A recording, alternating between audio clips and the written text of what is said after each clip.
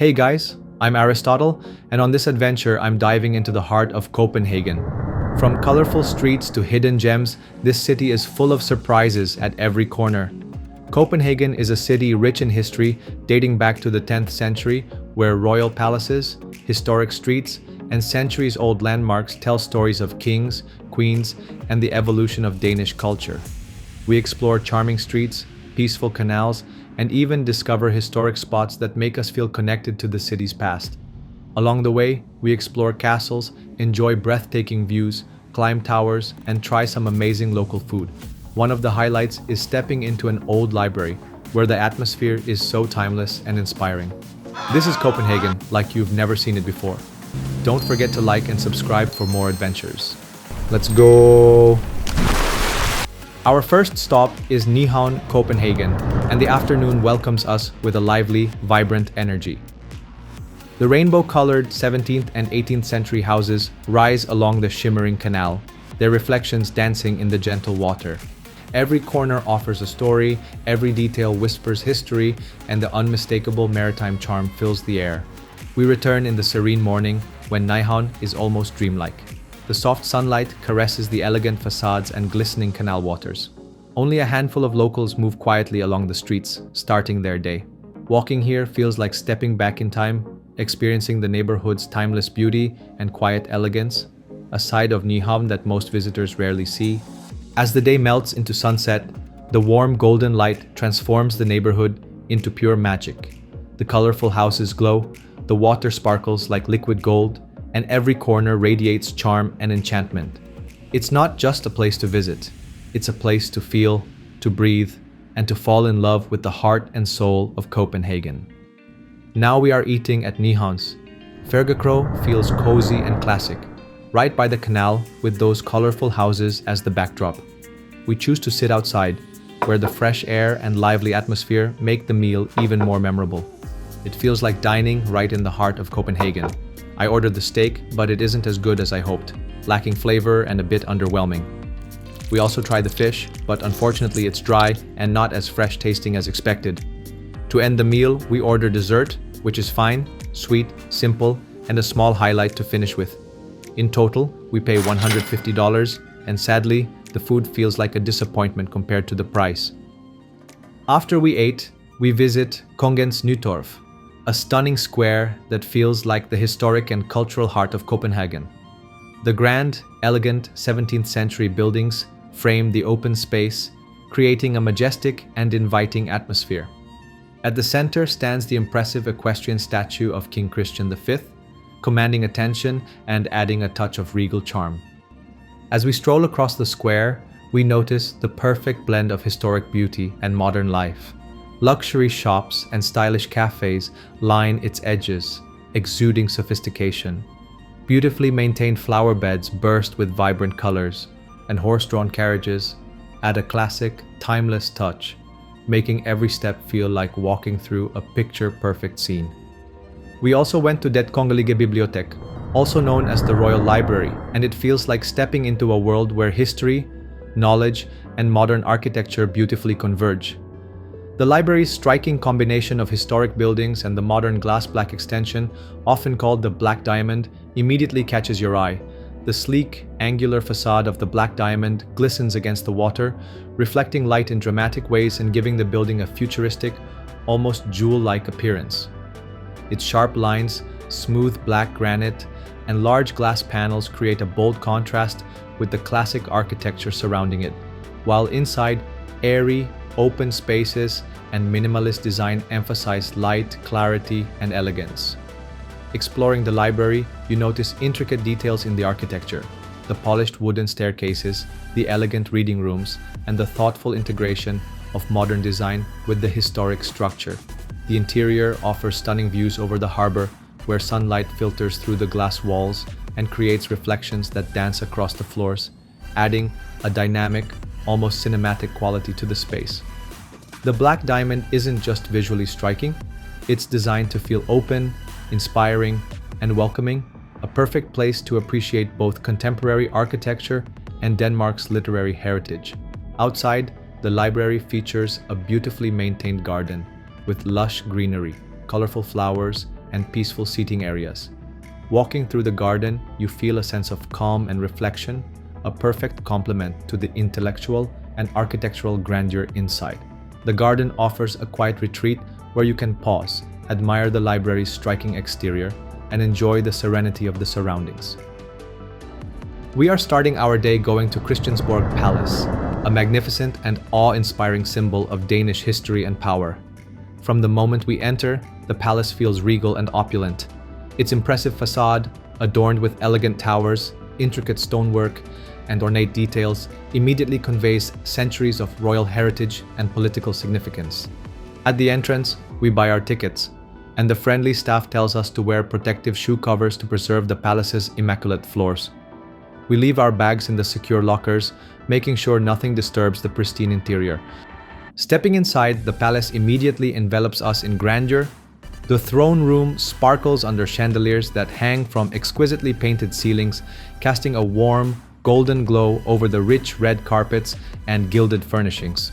In the royal reception rooms, intricate moldings, delicate tapestries, and stunning paintings fill every wall, narrating stories of Denmark's royal past.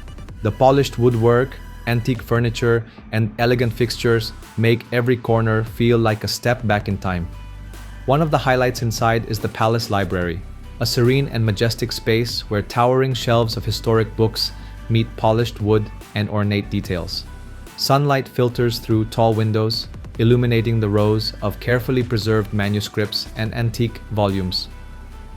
We move through sumptuous dining rooms and private chambers, where golden accents, crystal chandeliers, and luxurious textiles create an atmosphere of lavish sophistication. As we walk, we imagine grand royal ceremonies and stately gatherings that once brought these spaces to life. Every detail, the glint of gold, the texture of polished wood, the quiet elegance, immerses us in centuries of Danish history and artistry. Now we move on to Cirkelbroen, the Circle Bridge, a poetic pedestrian bridge designed by Danish-Icelandic artist Olafur Eliasson. Inspired by sailing ships, the bridge features 5 circular platforms, each with a tall mast at its center, creating a unique and artistic crossing over the Christianshavn Canal. Walking across, the circular design makes you naturally slow down, offering fresh perspectives of the water and surrounding city from every angle. It's not just a bridge, but a thoughtful piece of art that blends movement, design, and the spirit of Copenhagen's maritime past.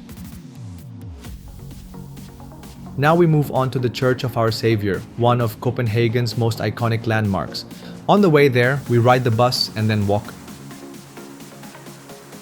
This Baroque-style church is especially famous for its striking spiral tower. Inside, the church is just as captivating. The richly decorated altar, carved pulpit, and grand organ are adorned with intricate Baroque details, showcasing the artistry of the 17th century. Warm light filters through tall windows, casting a serene glow over the pews and creating a peaceful atmosphere. Climbing the tower is a thrilling experience. The wooden stairs are narrow, making each step feel like an adventure. On the way up, we see the church bells nestled in their tower, adding a historic and tangible connection to the centuries-old structure. Through gaps in the spiral, we catch glimpses of the city's rooftops and the harbor, teasing the panoramic views to come. The last 150 steps are outdoors, wrapping around the spire with the wind brushing past us. Each turn of the spiral offers a new perspective, and when we finally reach the top, the breathtaking panoramic views of Copenhagen and the harbor make every step worth it.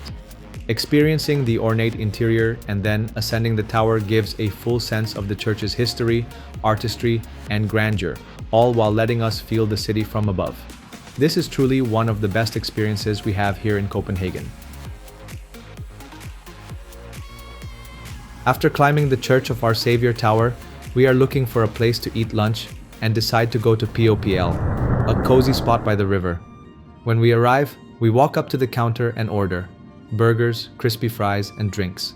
With our receipt in hand, we step outside and find the perfect table right by the water. The view is calm, boats drifting by while people stroll along the riverbank.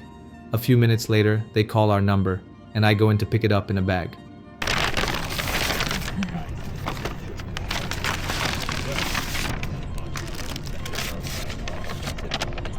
The burgers are stacked perfectly, juicy inside soft golden buns with just the right crunch of pickles.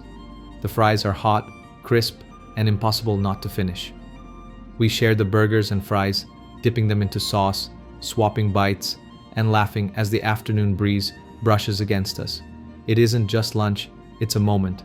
Sitting by the river, enjoying simple food that tastes so good, we feel the heart of Copenhagen around us. Before leaving, we see the bridge lifting up as a boat passes underneath, adding a final touch of city charm to our meal. After we ate, we are heading to restaurant Væksthuset. We wander along the serene riverside, enjoying the gentle breeze and the reflections of the buildings in the water. The walk feels peaceful, giving us a perfect transition from lunch to exploring the city further.